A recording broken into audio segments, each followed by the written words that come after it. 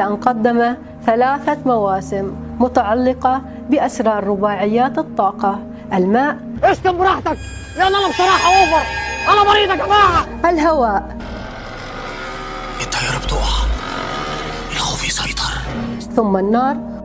قد إيه شيء ممتع إنك تشوف واحد بيولع قصاد عينيك. أنا قلبي مات وضميري انتحر. وهذا الموسم بالتراب أو الأرض. الانهيار هو لحظة المجد بالنسبة لي. أنا بحب أصحابي، والله العظيم بحب أصحابي. أنت بتاخد قلب على وشك. والبرنامج إن كان ممنهجا للماسونية بظهور الرموز الشيطانية أو لا، فإن كمية الشتائم وهدر ما تبقى من فضيلة وقيم أكبر مما يتحمله المربون والدعاة لإعادة بناء التدمير الحاصل. رامز جلال الخرب بس، رامز جلال الخرب بس. ويبقى السؤال: على حساب من؟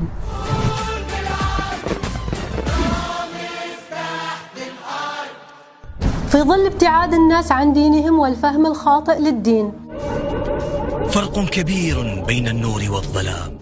والمسلم لا يمكن أن يكون ماسونيا لأنه انسلاخ تدريجي عن شعائر ربه وينتهي إلى الارتداد التام عن دين الله.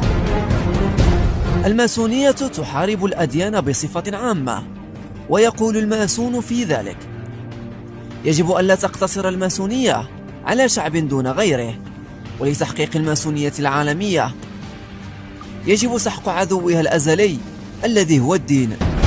تريدون تعرفون رموز الماسونية؟ هذا 1،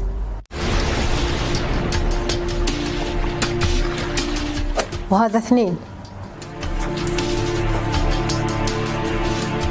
وهذا 3. أنا أكفت حالي. تريدون تعرفون أكثر؟ سووا بحث. مهمة الحكومات والمؤسسات